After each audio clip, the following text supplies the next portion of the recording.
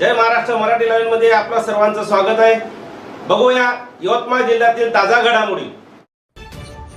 माननीय पोलीस अधीक्षक sir, upper police अधीक्षक सर, डीवायएसपी सरांच्या मार्गदर्शनाखाली 2025 मध्ये उमरखेड पोलिसांनी केलेल्या कामगिरीचा, येथील कायदा व सुव्यवस्था अबाधित राखण्यासाठी केलेले सर्वतोपरी प्रयत्नाच्या अनुषंगाने आजची एक प्रेस कॉन्फरन्स आहे। सन 2025 मध्ये खून या सदराखाली 2024च्या तुलनेमध्ये समांतर आहे, घटवाढ नाहीये।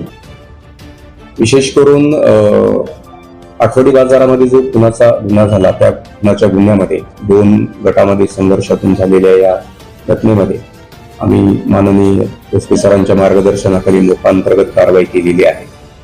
त्याचा इम्पॅक्ट हा गुन्हेगारी जगतामध्ये मोठ्या प्रमाणात झाला असून आमची प्रतिबंधक कारवाईची जी कारवाई आहे ती सकारात्मक आणि खूप परिणामकारक ठरलेली आहे। विशेष करून दरोडा, जबरी चोरी, घरफोडी, चोरी ह्या गुन्ह्यामध्ये सुद्धा पेट्रोलिंग आणि राबवलेली प्रतिबंधक कारवाई यामुळे ह्या सर्व हेडखाली गुन्ह्यांमध्ये घट झालेली आहे। विशेष बाब म्हणजे पोलीस ठाण्याला दाखल होणाऱ्या एनसी मध्ये पोलिसांनी तत्परतेने वेळीच प्रतिबंधात्मक उपाययोजना असेल, शेतीचे वाद असतील, जागा वाद असतील तर ते स्पॉटला जाऊन माझ्या कर्मचाऱ्यांनी, अधिकाऱ्यांनी ते सामंजस्यपणाने सुद्धा बहुतांश तंटे मिटवलेले आहेत। त्यामुळे सुद्धा ग्रामीण भागातून असेल, शहरी भागातून असेल, लोकांच्या प्रतिक्रिया ह्या पोलिसांच्या बाबतीत सकारात्मक आणि विशेष करून दुखापतीच्या गुन्ह्यामध्ये सुद्धा मोठ्या प्रमाणात घट झालेली आहे। अवैध धंद्याविरुद्ध सुद्धा आम्ही मोठ्या प्रमाणात कारवाई केलेली आहे, त्यामध्ये सुद्धा आम्ही वाढ केलेली आहे।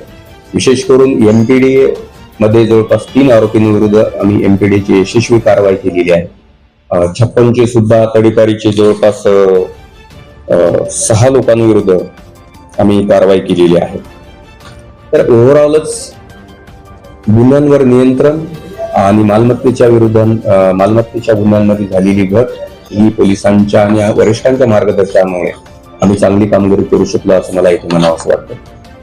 उमरखेडकरांचं मला इथे विशेषत्वाने खरोखरच कौतुक वाटतं की सर्वच राजकीय पदाधिकारी, सर्व संघटनांचे अध्यक्ष पदाधिकारी, व्यापारी संघटना असतील, डॉक्टर असोसिएशन असतील, सर्वसामान्य विद्यार्थी असतील, सर्वांनीच डीजे बंदीच्या अनुषंगाने सर्वच जाती धर्माच्या लोकांनी जो प्रतिसाद दिला तो खरोखरच उल्लेखनीय होता आणि त्यामुळे येथील ईद ए मिलाद असेल, दुर्गोत्सव असेल आणि त्यानंतरचे सुद्धा छोटे मोठे सण उत्सव असलेले डीजे मुक्त करण्यामध्ये उमरखेडकरांनी जो दाखवलेला प्रतिसाद खरोखरच निश्चितच स्वागतार्ह आहे आणि हीच परंपरा यापुढे सुद्धा कायम राहील अशी मी आशा व्यक्त करतो। आणि यापुढे सुद्धा 2026 असेल आणि त्यापुढे सुद्धा उमरखेड पोलीस ठाणे हद्दीतील सर्वसामान्य जनतेच्या रक्षणासाठी, त्यांच्या जीवित व मालमत्तेचे रक्षण करण्यासाठी निश्चितच कटिबद्ध आहे आणि आम्ही सर्वतोपरी प्रयत्न करून जनतेच्या विश्वासार्हाला पात्र राहण्याचा आम्ही चांगला प्रयत्न करू वरिष्ठांच्या मार्गदर्शनाखाली। जय